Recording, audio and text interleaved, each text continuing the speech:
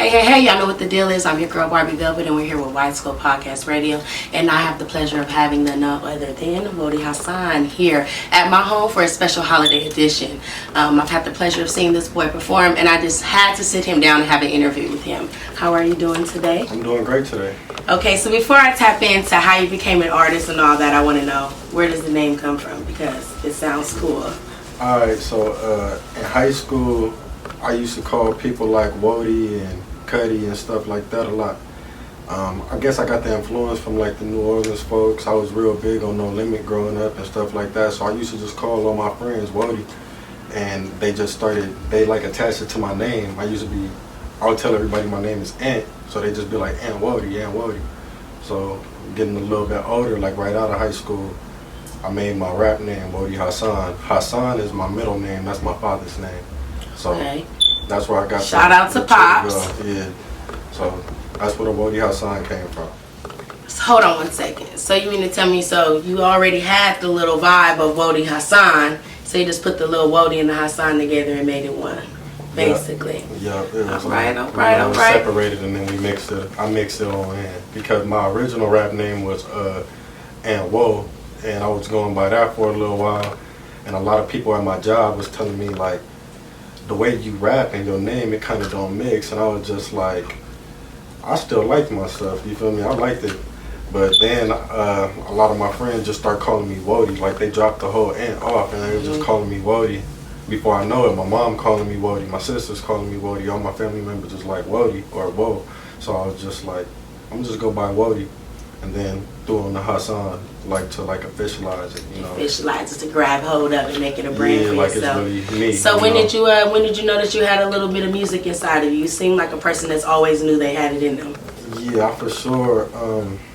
I want to say I wrote my first rap when I was in like the 7th or 8th grade, but when I was in like the 5th grade, me and my bro Kenny, he go by Kenfolk.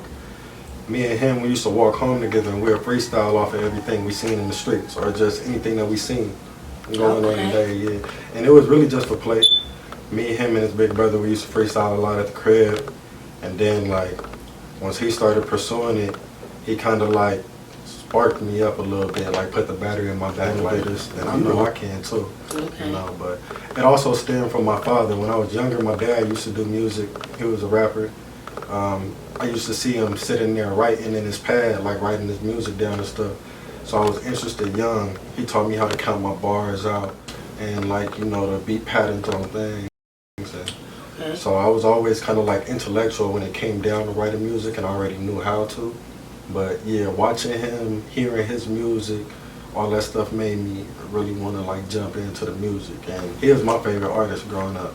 Okay, well that tells a lot about you, that you know you got a good father in your life, you know, and that's made you a good man and a good artist. So when did you pick up the mic and say, I'm about to you know, make this real for myself?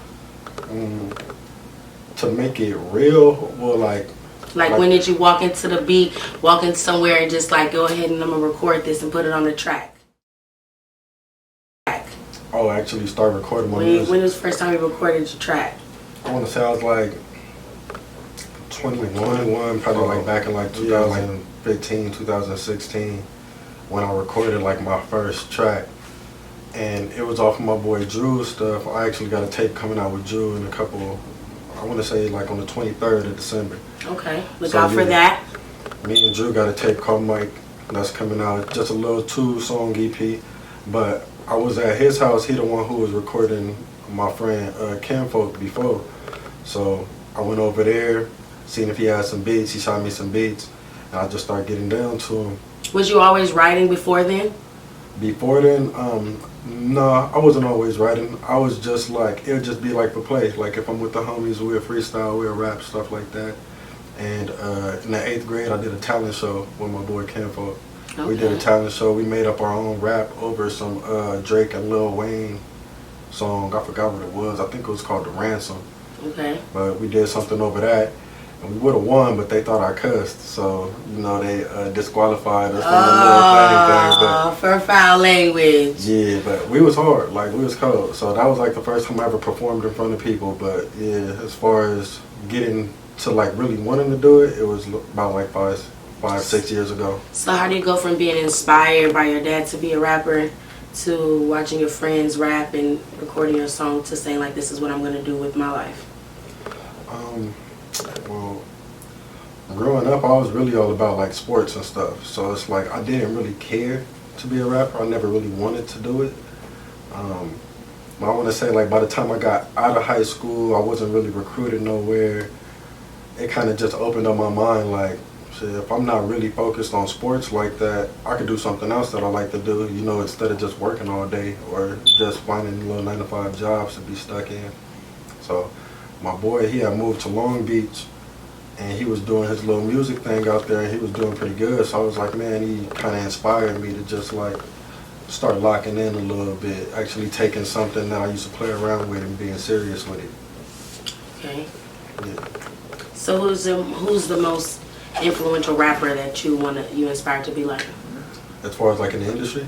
Yeah, because I know it's always the business sense and then like craft wise, but overall, who would you want to see yourself being like in the music industry? Like if you could say like 10 years from now, I want to be like this person who's inspiring you to be that great artist in the end.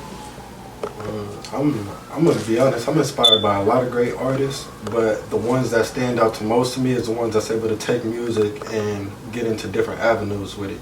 So like Cube, 50 Cent, how they was able to transfer into like the writing movies, getting on that movie screen, doing the acting, expanding with businesses. Those would probably be like the main two people that I really look up to. Even like Meth and Redman, when I was little, How High was my favorite movie. Yeah. So, shout out to Hi Hi, that was my favorite movie too. Don't ask me why. 2-4 years old, that was my favorite movie. So, and Half Day was my favorite movie, so I don't know, that says something about me. I had the VHS. My mama bought it for me. Yeah, I had it on VHS too. I lost it. She bought it for me on DVD. That was like those two was my favorite movies for sure growing up. But so you inspired to write movies and once you become you know, because I know that you're gonna be a famous artist, you know, because when I seen you perform at the Sugar Free show, I was supposed to be announcing and I kind of lost track. I remember I was on the side of you while you was performing. As soon as you got off, I was like, yeah, I need to do an interview with you. And they like, Barbara, come here. I'm like, oh, I'm sorry, hold on, I seen something I need to talk to. And then to come to find out, I knew your mother the whole time. And I was trying to help her with her fashion show and trying to help her, and she was telling me about her son. So being able to connect the two, I see now, you know, your father being how he is and your mother being how they are. I can see why they made individual like yourself, you know, because you're kind of business smart and creative, you know. Yeah. So do you inspire to do music with so who would be somebody inspired to do music with? Who would be like your ultimate collaboration if you could pick somebody to do your collaboration? Who would be the ultimate person? The ultimate, I can't say I have a for sure ultimate. I know there's some people that I really do want to do music with. Like, I really like Freddie Gibbs. Okay. I really like Scheme. I've always been a big fan of Wiz Khalifa. You feel me? So those like that. I get a lot of influence from Dave East. I feel like I got a similar tone to him. So it's like I like what he doing out there in New York. So it's just like there's a few people that I really like their stuff, and I really kind of study them a little bit, like to see what moves am I making, where they come from, you know, little stuff like that. Do you find yourself being discouraged sometimes as an artist? At first I did. For like the first couple of years when I was doing the music, I did. I would drive to Hollywood a lot to go get recorded, and I realized a lot of engineers, if they don't know you, they're really just out to get your bread. So you might leave 5-10 times with some stuff that don't even sound good, you know. But then once you start finding people that actually care, who actually believe in your craft, they're gonna make you sound to the best of their abilities, and you're gonna actually like it. So at first I was discouraged. Now I'm more so like. What kept you pushing during the time you were being discouraged? I knew I had good music. Like, I always knew, like, the stories that I was telling was great stories. It was just, it wasn't me. It was literally the producing and engineering behind me, you know. So it was like, I could always hear greatness in my songs, but they just didn't level out, you know. Like, it wasn't, like, ready, like, you know. So I was just like, just keep going, keep finding your sound, keep finding yourself, and eventually somebody gonna want to lock on with you and be a part of your journey just as much as you need them to do this. And who was that for you over your journey? People that helped you, that was serious about your music, didn't just take your money. My boy Eli Alexander over at Fifth Level. You see the Fifth right here. Okay, shout out to Fifth Level Music, you know what I'm talking about? Yeah, I actually got introduced to Eli by my cousin Fly. I was gone for a little while doing truck driving, and he hit me up for a verse. So I was like, as soon as I get home, I got you. He like, I want you to come to my studio though. So I'm like, all right, cool, because I would have just went to Hollywood and recorded my little verse. Shout out to Fly, he in the building. So Fly sent me over to Fifth. I got with Eli. We worked on that track. It was smooth. It was perfect. I loved it. And then I was just like, after that, I'm like, I'm only coming to you, bro. And he was like, all right, cool, just lock in with me. And I started making all my music with him. And then just over time, he started learning exactly my sound. And now he got me sounding the way I do now. So everything that I record is strictly like Fifth Level most of the time. And that's what's up. And you can tell that you found your sound, and now knowing that you guys have found the magic between each other, and that's what's good. So what's next? I got a few projects coming out. I got a project with my cousin Fly. We're gonna drop a Dirt Babies tape. Basically, it's like embodying where we from. You feel me? The AV from Little Rock all the way to Quartz Hill is just like that little structure right there. I got my tape coming out, the Cali Natives tape. I got some merch coming out with that. I got the mic tape coming out. That's going to be coming out before the end of the year. So like December 23rd, they should look out for that. And then it's just like me just locking in on these shows. I'm just trying to lock in and get as much people to view me as possible, you know. Keep reaching out and networking. So as an artist, me as a nucleus of a lot of things, and then you as an artist, how I see a lot of people that have to pay for slides, and a lot of people go through a lot of things. Do you find yourself in between? How do you balance yourself on a balance between people should be paying me, or I still pay for certain platforms so that I can have opportunities? How do you find that balance? That's really hard, to be honest, because it's like when you know you got you feel like you have a certain talent level, you feel like you shouldn't have to pay for venues. But at the end of the day, you know, sometimes it takes a little money to get seen by the right people or to get in the right spaces. So it's like, it's investing in yourself. And it's like, if you're somebody that know how to make money, or you always made money, it's not that big of a deal to you at the end of the day. Like, you know, you got to get it done one way or the other.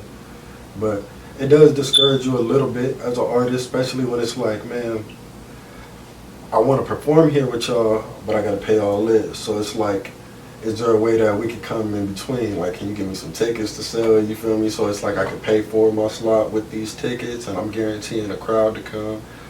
But other than that, it's just like some things you just gotta do. Like, you gotta pay for your artwork. You gotta pay for your studio time. You gotta pay for these videos. So if you want to get seen and you want to get heard, if you don't got no real management behind you, you gotta be that manager, and you gotta pay for these venues.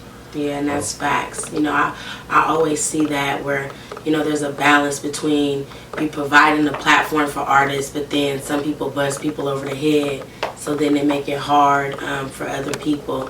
And so what I'm trying to do is try to provide platforms for people that they don't have to necessarily pay, but show them how they got to have some entrepreneurship for themselves, you know, because I tell artists all the time, hey, you can get a venue for $1,000, you know? You're going to pay $700, $500 for a slot, you know, buy the building for $1,000, sell it out, you know, show somebody what you can do. And then they, you know, and they look at me like I'm crazy, but it's just facts, you know. You gotta make your money work. You know, I say this just as a person who pay for slots for other people, and I'm not even on the stage, but I do it because I know that you need this opportunity. Some people need that opportunity of getting on stage and seeing themselves and getting back into it. You know what I mean? For sure. Like, these last couple months for me, it's been very motivating and made me lock in more, because it's just like, the more and more shows I do, the more I know, like, this is what I want to do, this is what I want to focus on. I already had that feeling, you know, but it's just like, once you see what you're willing to dedicate to get there, you know, like, then it's not something that you can just throw away. Like, you can't just sleep on it. Yeah, especially just because somebody throwing a number at you. Like, if you want it bad enough, you're going to go and get it. Yeah. So So that at least you look at it as a way to be challenged instead of a way to be discouraged, you know, because I know a lot of people who will find themselves just being discouraged, you know, and, you know, in life we all have adversities that we find ourselves being discouraged, but we got to push through, you know, and I will say you got a good spirit about that, and that's great. So, I know you said you got some music coming up. You got some great things coming, some great shows coming up. Yeah. When people look at Whoadiehason in 10 years, what do you want them to take from your music? I want them to be able to see the whole story, you know. I want people to listen from right now all the way until the 10 years, and I want them to see like the progression, the growth. I want them to ride along on my journey with me, like, and just see where I came from, you know. It's not too many opportunities where I'm from in the Antelope Valley, but it's just like I'm showing people that it doesn't matter where you're really from. If you want something bad enough, you can touch anywhere. Yeah. So, would you say that it's easier for an LA rapper than it is for an AV rapper, or would you say vice versa? I feel like it may be easier for an LA rapper. You got more cities to touch and more people like out in the AV. Everybody who try to rap, they kind of like look down on them low key. They like, I got artists that I like in LA and you're not even in LA, so why I gotta listen to you? You feel me? A lot of people look at us like that. It's a big stigma. Yeah, it is a big stigma. And they like, I don't know, a lot of my friends or a lot of people I grew up around are from LA, but they moved down here, but they still look at like people who's natives to the city kind of like weird, or they just kind of like stuck behind or something. They don't feel like they don't hold them to the same status as people from LA. You're definitely speaking facts. You feel me? It's almost like a taboo to be from the desert. Yeah, you know, for sure. It's That's almost how they treat it. like you're not really cool stuff. And if you cool and you live in the desert, it's only because you came from LA. You know, that's exactly. And that's the stigma of it. You know, but I will say that you fly, and shout out to the real Scotty P's. Y'all definitely giving the AV a different look, baby. Most definitely. Got to. Yeah, because the Scotty P's boy, between his performances and y'all definitely giving a different type of energy. Because the one thing that I like about your music is that I haven't heard you once talk about just change music and females. Yeah, that. So how do you find better content? Because some of y'all got to take note on this. How do you actually find other things to rap about? Because some of the world needs to know how.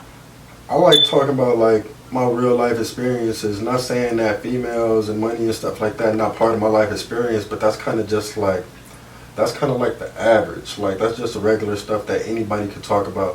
When I freestyle, I go more to stuff like that. But that's why I like to write, because when I write, I'm able to get in depth. I get to be able to tell a story or go in detail about my story. And it's like, everything that I talk about when I rap, it's events that's either happened to me or played out within my life. So it's just like, that's where I get my storytelling from, or my view of how I create.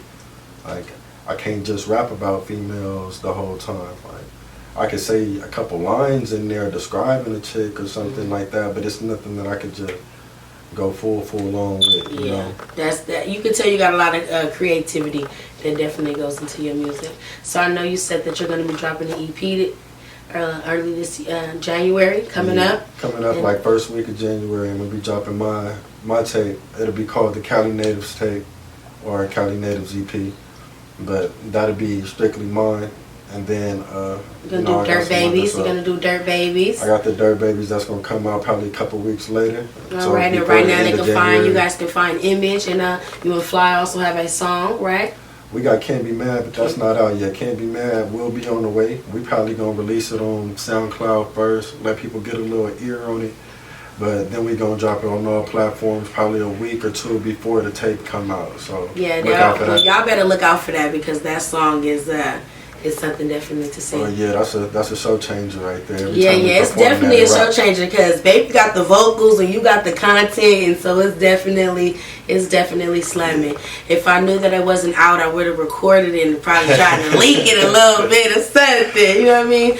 But I definitely want to tell you that I appreciate you making time to come and sit at my home and tell me your story, because I wanted to make sure that I would be the first to get it. Oh, I appreciate because I know it's only going to be weeks or months from now where I know the whole world going to know your name. And y'all all going to be screaming, Whoadiehason, Whoadiehason.